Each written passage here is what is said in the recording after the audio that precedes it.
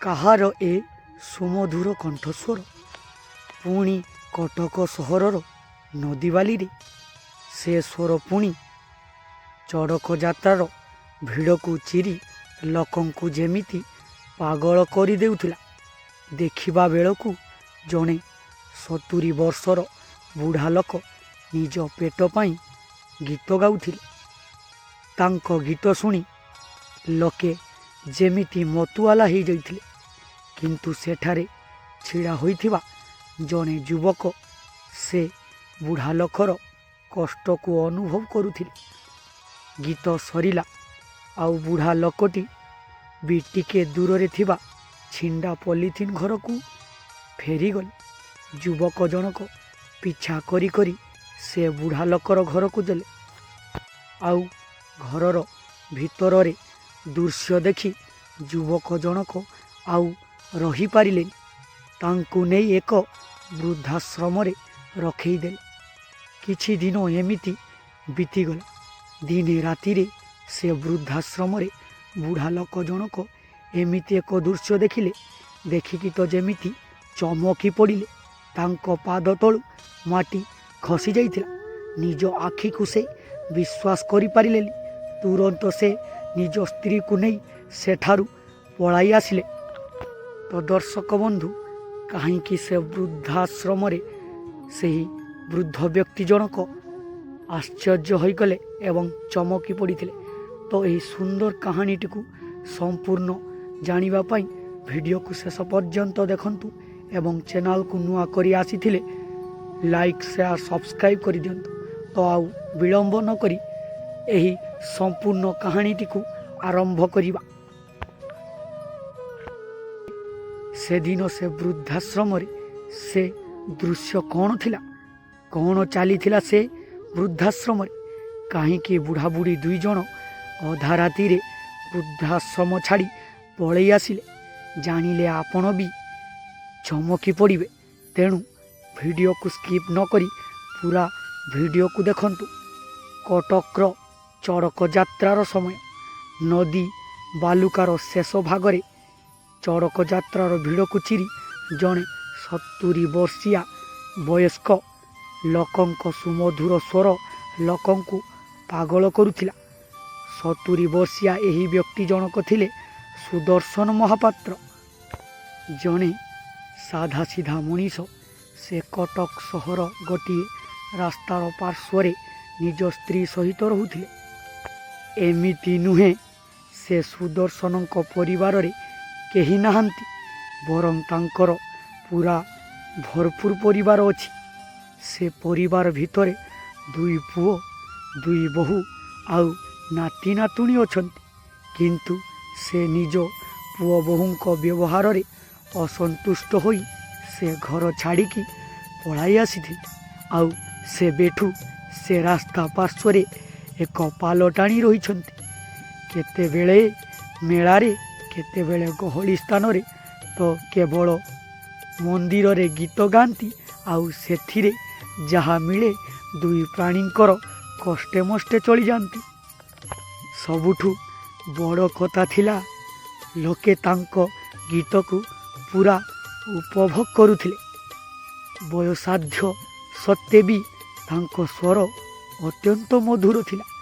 ଯେମିତି କଣ୍ଠରେ ଯାଦୁ ଭରି ରହିଛି। ଥରେ ସେ ବାଲିଯାତ୍ରାରେ ଏବଂ ଚଡ଼କ ଯାତ୍ରାରେ ଲୋକଙ୍କ ମନ ଜିଣି ଅନେକ ଟଙ୍କା ରୋଜଗାର କରିଥିଲେ। ଏବଂ ସେଦିନ ଚଡ଼କ ଯାତ୍ରାରେ ଗାଉଥିଲା ବେଳେ କି ଦୁନିଆ ମେ କିତନେ ଗମ୍ ହେ, ମେରା ଗମ୍ କିତନା କମ୍ ହେ। ସେତେବେଳେ କିଛି ଲୋକ ପଚାରିଲେ କି ବାବା, ଆପଣ ତ ବହୁତ ଭଲ ଗାଉଛନ୍ତି। ସମସ୍ତେ ତାଙ୍କ ଗୀତକୁ ରେକର୍ଡ଼ିଂ କରିବାକୁ ଲାଗିଲେ। ଲୋକଙ୍କ ପ୍ରଶ୍ନରେ ସେ କହିଲେ କି ପୁଅ, ସମୟ ସବୁ ଶିଖାଇ ଦିଏ। ପ୍ରଥମେ ମୁଁ ସଉକରେ ଗାଉଥିଲି, ଏବେ ଦୁଃଖୀ ହୋଇ ଗାଉଛି। ଏବେ ବୟସ ନାହିଁ ଯେ ଭାରି କାମ କରିପାରିବି। ଏଥିପାଇଁ ମୋ ସ୍ୱରକୁ ବ୍ୟବହାର କରୁଛି। ଫଳରେ ମୁଁ ମୋ ସ୍ତ୍ରୀକୁ 2 ବେଳା ଖାଇବାକୁ ଦେଇପାରିବି।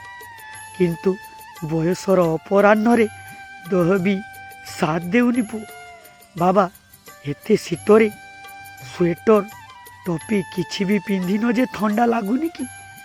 ଏ ଚଡ଼କ ଯାତ୍ରାରେ ଗୀତ ଗାଉ ଗାଉ ଜଣେ ଲୋକ ଏସବୁ ପଚାରୁଥିଲେ ସେ ବୃଦ୍ଧା ଲୋକଙ୍କୁ।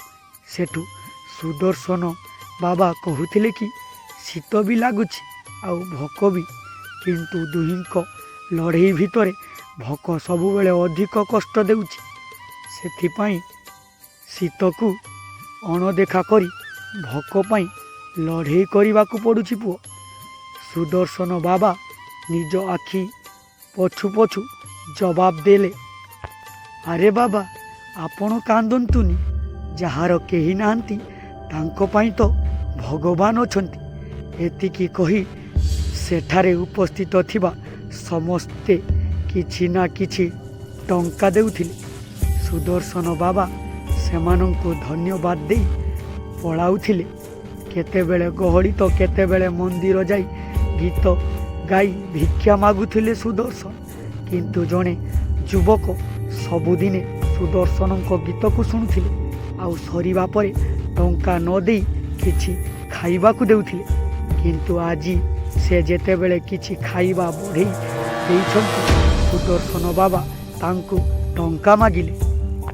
ସେ ଯୁବକ ଜଣକ ପଚାରିଲେ, ବାବା, କ'ଣ ହେଲା ଆଜି? କ'ଣ ଆପଣଙ୍କୁ ଭୋକ ଲାଗୁନି କି? କ'ଣ ହେଲା ପୁଅ? ତମେ ତ ପ୍ରତିଦିନ ଖାଇବାକୁ ଦେଉଛ, ଏକୁଟିଆ ଖାଇବାକୁ ଇଚ୍ଛା ହେଇନି, ତେଣୁ ତାକୁ ସାଇତିକି ରଖିଦେଇଛି। କିନ୍ତୁ ଘରକୁ ଗଲାବେଳକୁ ସେଇଟା ନଷ୍ଟ ହୋଇଯାଉଛି। ଆଉ ଦିନକୁ ଯେମିତି ବି ଟଙ୍କା ରୋଜଗାର କରିଛି ବା ଟଙ୍କା ମିଳୁଛି, ସେତିକିରେ ଦୁଇ ଜଣକୁ ଖାଇବାକୁ ବି ଅଣ୍ଟୁନି ପୁଅ।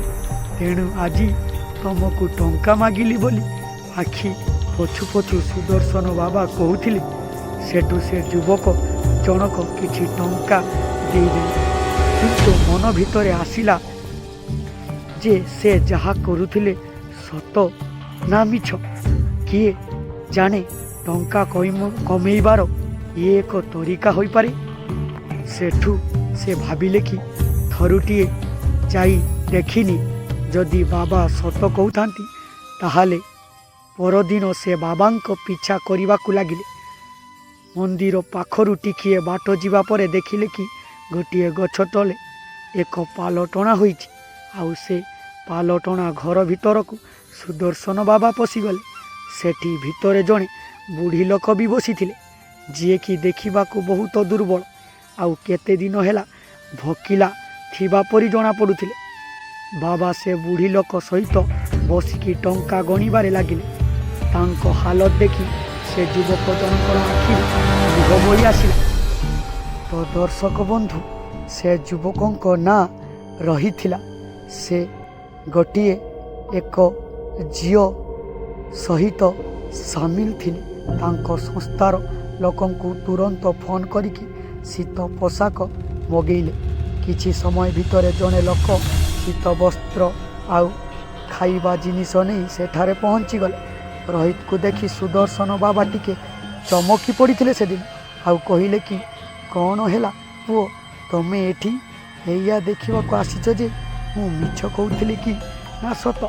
ଆମ ପରି ଗରିବଙ୍କୁ ଦୁଇ ଓଳି ଖାଇବା, ତା ଛଡ଼ା ଦେହ ଲୁଚେଇବାକୁ ବି ଫଟା ପୋଷାକ ମିଳୁନି। କହି କହି ସୁଦର୍ଶନ ବାବା କାନ୍ଦି ପକାଇ। ତ ଏହାପରେ ସେହି ଯୁବକଟି ସେ ବୃଦ୍ଧା ଲୋକଙ୍କୁ ନେଇ କେଉଁଠାକୁ ଗଲା ଏବଂ ତାଙ୍କ ସହିତ କ'ଣ ଘଟିଲା, ସେ ତାଙ୍କୁ ଏକ ନୂଆ ଜୀବନ ଦେଲେ ନା ସେମିତି ସେଇ ରାସ୍ତା କଡ଼ରେ ତାଙ୍କୁ ଛାଡ଼ି ଦେଇଗଲେ? ତ ଏ ସମ୍ପୂର୍ଣ୍ଣ କାହାଣୀଟିକୁ ଶୁଣିବା ପାଇଁ ଆପଣମାନେ ଆଗାମୀ ଭିଡ଼ିଓରେ ଏହାର ସମ୍ପୂର୍ଣ୍ଣ ଭିଡ଼ିଓ ଦେଖିପାରିବେ। ତ ଆଜିର ଭିଡ଼ିଓରେ ଏତିକି ଥିଲା। ଆଗାମୀ ଭିଡ଼ିଓ ଦେଖିବା ପାଇଁ ଚ୍ୟାନେଲକୁ ସବସ୍କ୍ରାଇବ୍ କରି ବେଲ୍ ଆଇକନ୍କୁ ଦବାଇ ରଖିଥାନ୍ତୁ, ଯାହାଫଳରେ ମୁଁ ଯେତେବେଳେ ଏହାର ସେକେଣ୍ଡ ପାର୍ଟଟି ଆପଣଙ୍କ ସାମ୍ନାକୁ ଆଣିବି, ଆପଣମାନେ ସର୍ବପ୍ରଥମେ ଦେଖିପାରିବେ। ଜୟ ଜଗନ୍ନାଥ।